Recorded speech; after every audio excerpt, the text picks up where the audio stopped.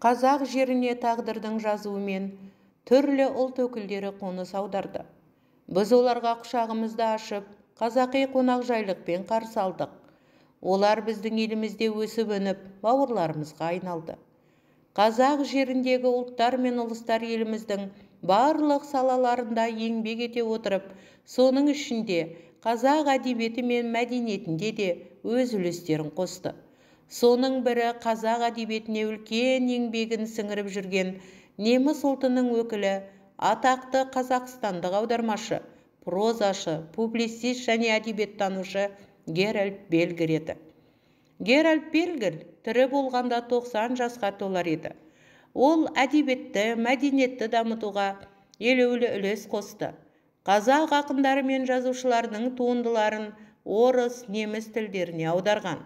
Өз сөзінде неміс, қазақ, орыс сөздері үш шектің әуені іспетті. Менің жан жүрегімнің үш пернесі іспетті. Мен оларды бөле алмаймын. Мен үшін олардың бәрі басты, бәрі де негізгі. Олар менің өмірімнің үш белесіндей деген еді.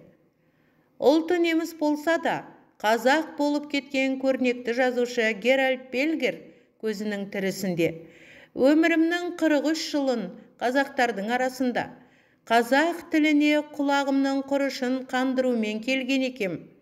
Менің ұғым түйсігімде қазақ тілі құдды қазақтың осынау кеңпейіл, мейірбан дарқан даласы сияқты ғажайып ұшан теңіз бай, шешен де көркем тіл. Тек сол оралым тілді, бай тілді, қиыннан қиыстырар ел данасы керек. Өз басым осылай түсіндім деген екен. Қиын қыстау кезінде өздеріне қамқор болған қазақ елінің барлық жомарттығын, кеңпейіл қонақжайлық қасиеттерін барынша сезініп, өлгенше мен де қазақтың бір ұлымын дегеннен танбай өткен тамаша тұлға еді.